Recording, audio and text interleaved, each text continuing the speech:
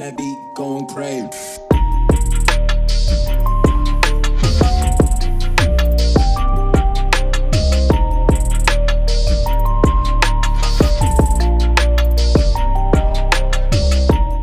Hi guys, welcome back to another video. Today is a sad day. No, I'm only joking. I'm well, guys. I'm well.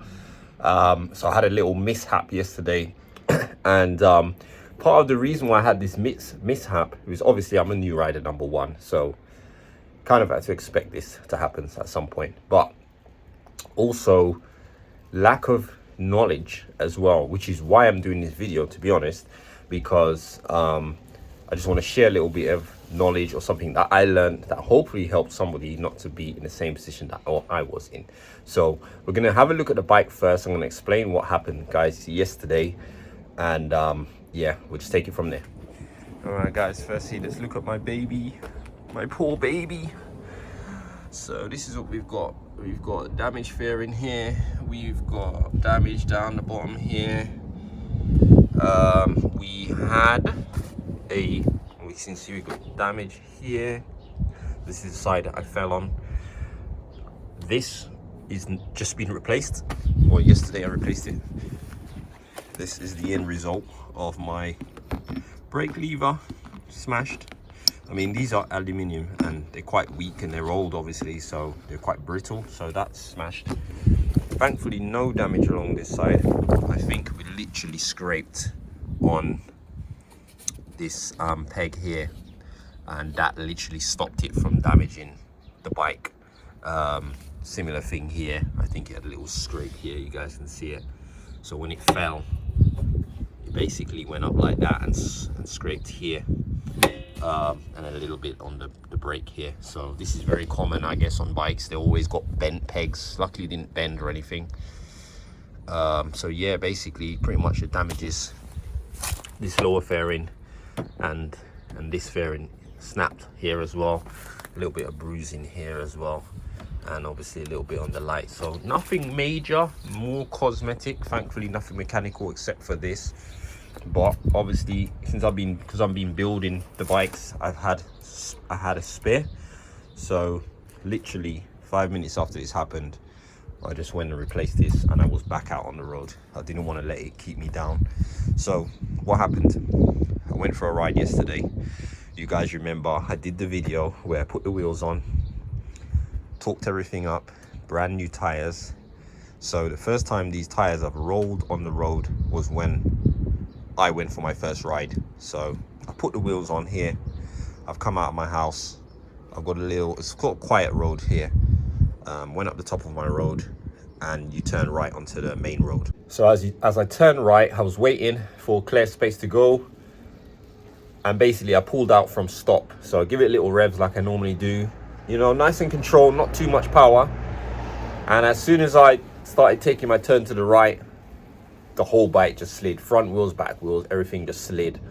So now what, and obviously I leave the way I normally leave. I'm not a crazy rider or anything. Now I'm not revving the hell out of the bike or anything. But what I now understand, which I wasn't aware of at the time, was that brand new tires are slippery as hell. So I wasn't aware of this. So that's where I come into the lack of knowledge, and this is where I'll share the knowledge for someone else who's new to riding, who gets their bike tires changed. If you get a brand new bike, you're gonna be aware of this as well. We've seen loads of videos on YouTube of people pulling out of dealerships with the brand new bikes and crashing it straight away.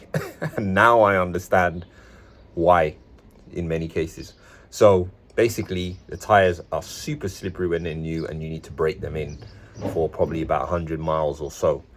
And I mean, after I had the accident, I was really gutted. I was more gutted that I damaged the bike, and I was more gutted that I damaged it after I had just done the wheels, and I just, as far as I'm concerned, had the bike where I wanted it to be. And the first day I get to ride it, I put it back, and now I've got to do repairs. So that annoyed me more than anything. I wasn't injured.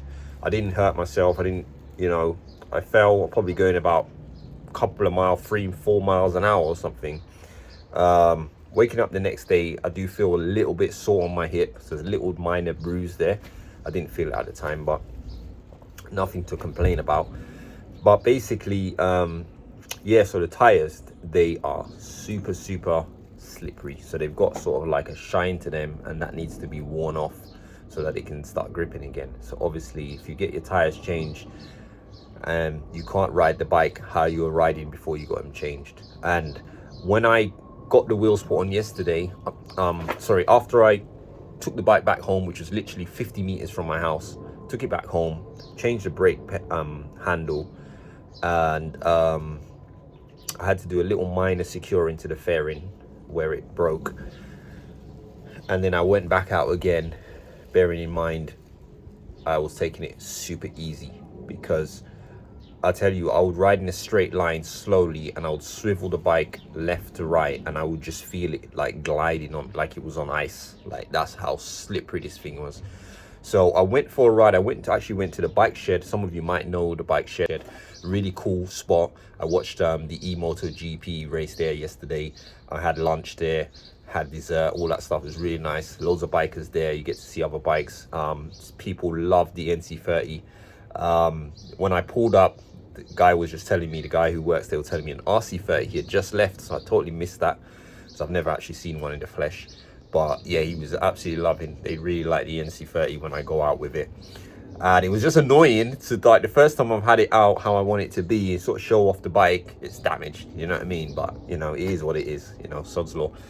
But basically, I went down there, took a ride there, which is probably about, I'd say about 10 miles, and by the time I was on my way back, the bike felt a lot better.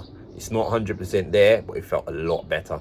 So from when I first took off leaving my house. So today I'm going to take the bike out again. Today I'm going to be taking a longer ride today. Actually going to be meeting a couple of my work colleagues. We're going out go-karting tonight.